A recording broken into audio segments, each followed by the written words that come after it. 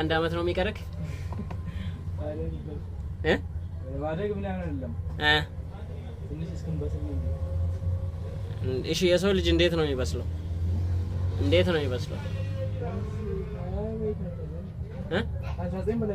ከ19 በላይ ሲሆን ነው በስሏል የሚባለው አረ አንተ አሁን ለምሳሌ 17 አመትክ ነው ሱቅ የከፈትከው በስንት አመትክ ነው አመት ሆነክ 2 አመት የራስ ሱቅ ከጀመርክ አንድ አመት ከምናምን አየ የዛኔ አንተ አድጋል ገብቶሃል ለምን አትልም ጥገኝነትን ትተ የራሴን ሰርቼ በራሴ መንገድ እቀየራለሁ ብለ የራስን ስራ ጀምራል which means የሰው ልጅ እድሜው ሳይሆን አስተሳሰቡ ማደግ ያለበትና አንተ ትልቅ ሰው ነህ በሚለው ነው የሚይዘው አሁን 17 አመት ነው ግን ትልቅ ሰው ነህ እንግዲህ በ15 አመትክ ነግደ ማትረፍ እንዳለብህ መስራት እንዳለብህ ወስነ ወደ ስራ የገባክ ሰው ነህ ማለት ነው እኔም በ15 አመቴ ስለ ንግድ አይደለም ስለ ብር ምንም አላውቅም በቃ ትምህርት ብቻ ነው የሚታየኝ እዛኔ ትምህርት ነው ያፈልግም አሪፍ ነው አለ መፈለግ እኮ ወይ አብዲ ይረጋለ ተረቤ የለም እዚህ ታይፕ ሲ ነው ዝም ብዬ በራሴ ልሰካለ የኔ ለማሳታው ሳዲሳታው ማሰኪያ ቦታ የለም ከኔ ነኝ ቻርጀር ከላ ያለው እና ገብቶላል 50,000 ብር እሺ ናና ቆይ አምጣው ቼክ ላድርግልህ ድንገት አሁንም ሄደዛ የለም እንዳይሉ ወጥቂን ዋጋጀት አሁን ደሞ እና ታዲያ ስትሰካ ከሌለ ምን ታርግ ጥፊ ይላል ይኸው ከ5 እስከ 34 ሁሉም አለ 10 ፓርት ድንገት እንደቀደሙ ከደበቀ ብዬ ነው እሺ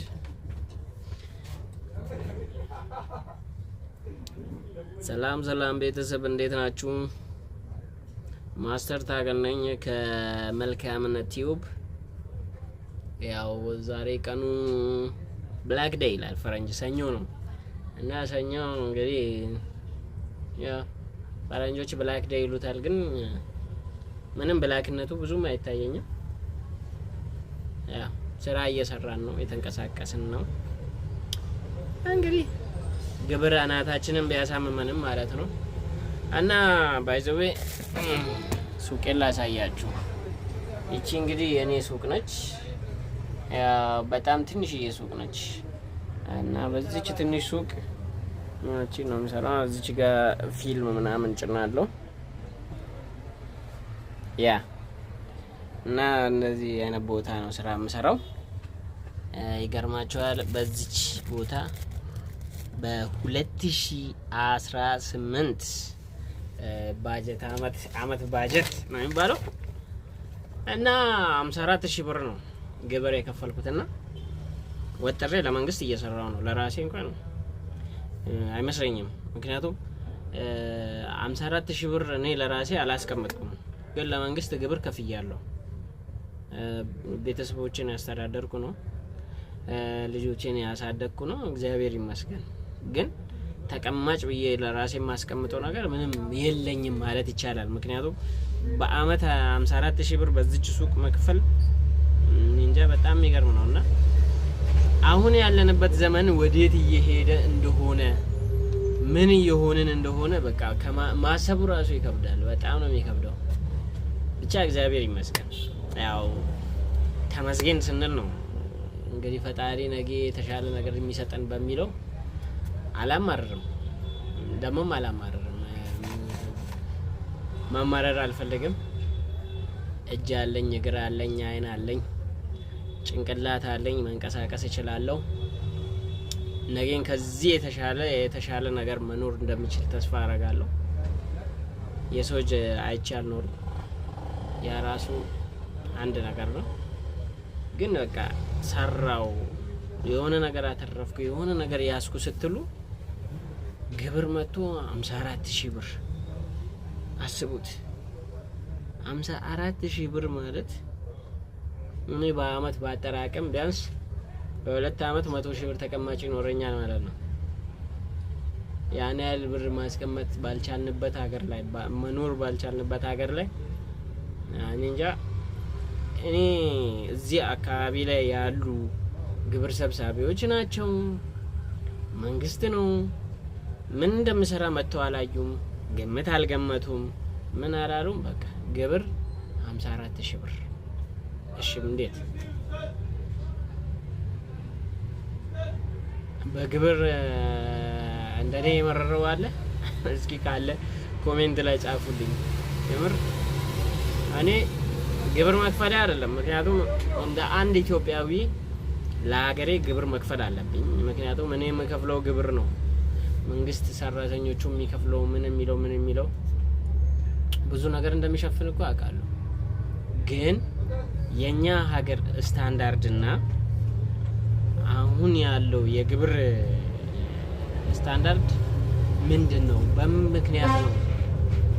ይሄን ነገር መንግስት ያውቀዋል ወይስ ሰፈር ውስጥ ያሉ ባለስልጣናት ብቻ ናቸው ይሄንን ነገር እንደዚህ ያደርጉ ያሉ የሚለው ነገር በጣም ጥያቄ የሆነብኝና ያው እንደ ሰው ለገዛያችሁ ታዘዙ ይላል መጽሐፉም፣ መታዘዝ አለብን።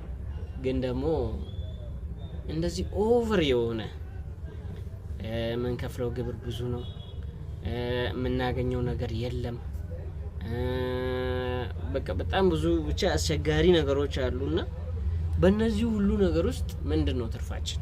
ማለቴ አሁን እሺ ዘንድሮ ቢያንስ እየተንቀሳቀስኩ ስለሆነ የሰራሁትን ያገኘሁትን እንደገና ከሰውም ተበድሬ ጨምሬ ነው ግብር የከፈልኩ። እንግዲህ አንድ ሰው ከሚያገኘው ላይ ነው ግብር መክፈል ያለበት። እኔ ግን ከማገኘው በላይ ሆኖ ከሰው ተበድሬ ግብር ከፈልኩ እና ወደፊት እንዴት አይነት ኑሮ ነው የምንኖረው? በጣም የሚያሳስበኝ ነገር እሱ ነው። the one and only አሳሳቢ ጉዳይ በዚህ ግብር መንግስት ምንድነው እያሰበ ያለው? ምንድነው እያየ ያለው? የሰውን አቅም ለምንድነው የማይረዳው? እንደኔ ጀማሪ ሱቅ ገና የከፈተ ሰው 54,000 ብር ሲጠየቅ እንግዲህ አሁን ለምሳሌ ሱቅ እኔ የጀመርኩት በ30,000 ብር ነው።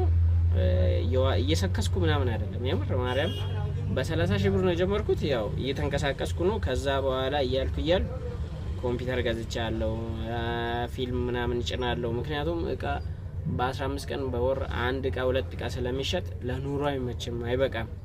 እና እያልኩ በቃ ካፒታሌ ቢያንስ 100,000 ብር ደርሷል እንበል እና ግን አሁን በ30,000 ብር ስራ ጀምሬ ገና ሁለተኛ አመቴ ነው። በሁለተኛ አመቴ 54,000 ብር ግብር ክፈል ሲባል እንግዲህ አስቡ 54,000 ብር። እኔ 54,000 ብር ቢሰጡኝ ሱቄ ሞላ ነበር። ሱቄ ሞልቶ በቃ ደስ የሚል ስራ ሰራ ነበር። ግን በቃ መንግስት እንድንሰራ እያደረገን አይደለም።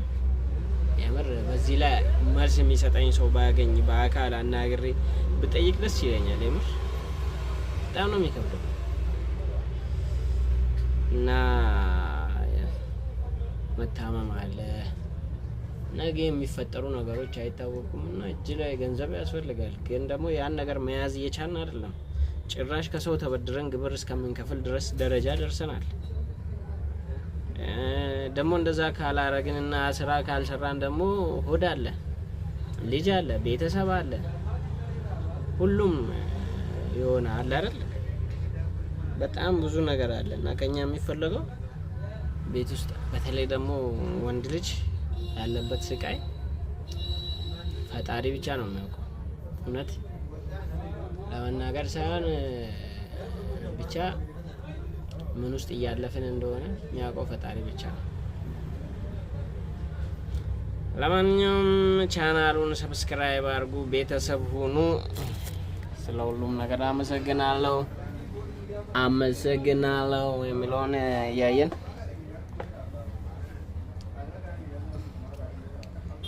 ኦኬ